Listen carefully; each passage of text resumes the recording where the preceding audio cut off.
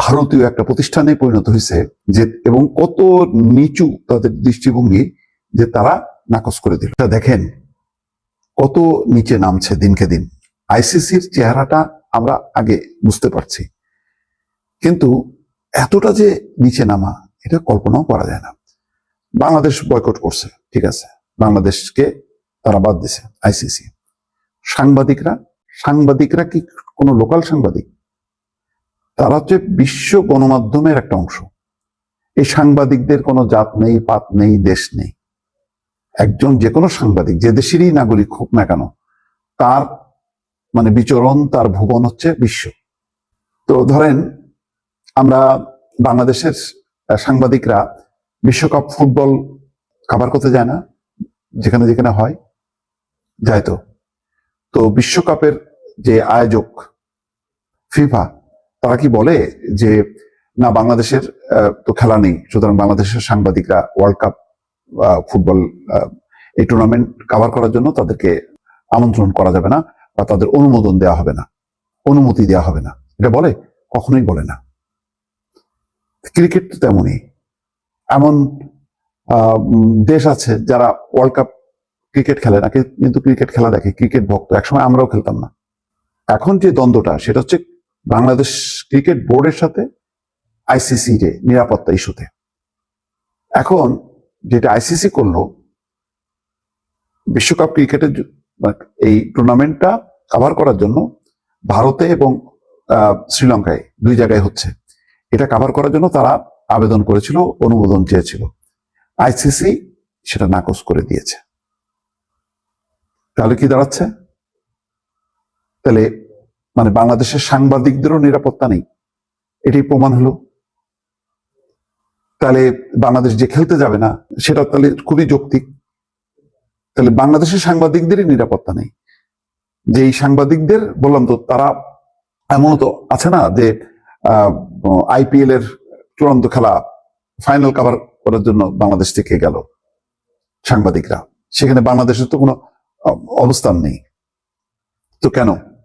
কিন্তু দেখেন আইসিসি কতখানি ভারতীয় একটা প্রতিষ্ঠানে পরিণত হয়েছে যে, এবং কত নিচু তাদের দৃষ্টিভঙ্গি যে তারা নাকচ করে দিল।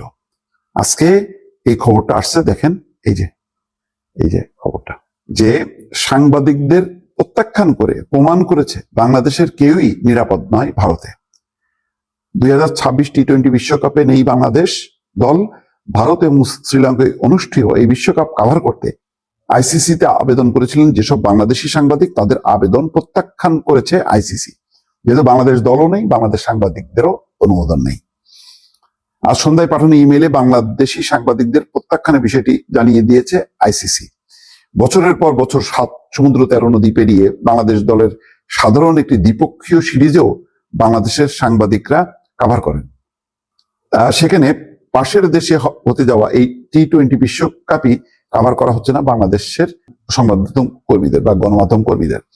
প্রায় 3 দশকের সাংবাদিকতার ক্যারিয়ারে দেশে বিদেশে ছেলে মেয়েদের মিলিয়ে 13টি আইসিসি ইভেন্ট কভার করা সেকেন্দার আলীর অভিজ্ঞতা হলো প্রথমবারের মতো বিশ্বকাপের মিডিয়া এক্রিডিটেশন আবেদন প্রত্যাখ্যান করা হয়েছে, যে 13টা আইসিসি ইভেন্ট কভার করছে। দৈনিক সমকালে কর্মরত সেকেন্দার আজকের পত্রিকাকে বলেন, বাংলাদেশ বিশ্বকাপ বয়কট করায় বাংলাদেশের সাংবাদিকদেরও আইসিসি বয়কট করেছে। এরকম ঘটনা সাধারণত ঘটে না। বাংলাদেশ যখন বিশ্বকাপ খেলেনি তখনও কিন্তু বাংলাদেশের সাংবাদিকরা বিশ্বকাপ কভার করেছে। আমি তো আগেই বললাম, যখন নাকি বাংলাদেশ অন্তর্ভুক্ত হয়নি তখন কভার করতে পারছে, বিশ্বকাপ ফুটবলও কভার করতে পারে। কিন্তু এখন বাংলাদেশের প্রত্যাখ্যানের সাথে, বাংলাদেশের ক্রিকেট বোর্ডের প্রত্যাখ্যানের সাথে তারা সাংবাদিকদেরও প্রত্যাখ্যান করছে। এটা হয় কখনো? বোঝাই যাচ্ছে বাংলাদেশের উপর তারা কতটা ক্ষুব্ধ। সেই জায়গা থেকে পুরো বিষয়টা হতাশাজনক। পুরো এটা একটা রাজনৈতিক সিদ্ধান্ত।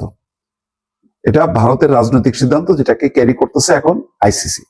বাংলাদেশ বিশ্বকাপের ইতিহাস শুরু 1999, কিন্তু তার আগে থেকেই আইসিসির ইভেন্ট কভার করেছেন বাংলাদেশের সাংবাদিকরা। সিনিয়র সাংবাদিক বর্ষণ কবির মনে করেন, সাংবাদিকদের আবেদন প্রত্যাখ্যান করে নিজেদের দেশকে অনিরাপদই প্রমাণ করেছে ভারত। এনটিভির ক্রীড়া সম্পাদক বর্ষণ আজকের পত্রিকাকে বলেন, এটা খুবই সারপ্রাইজিং, হৃদয় বিদারকও। নিরাপত্তা নিয়ে বাংলাদেশ যে ওজোর আপত্তি করছিল সেটাকে আরো শক্ত ভিত্তি দিল বা প্রতিষ্ঠা করে দিল আইসিসির এই অ্যাক্রিডিটেশন পদ্ধতি। এটা প্রমাণিত হলো বাংলাদেশের কেউই ওখানে আর নিরাপদ না, আসলে নিরাপদ না। বাংলাদেশের টুরিস্টরা এখন যদি ওপেনও হয়, আমার ধারণা যে টুরিস্টরাও আর এই নিরাপত্তাজনিত কারণে সেখানে যাবে না। হয়তো ভারতের বেলাও সত্য। খুবই দুঃখজনক, এই পরিস্থিতির কিভাবে উত্তরণ ঘটবে জানি না।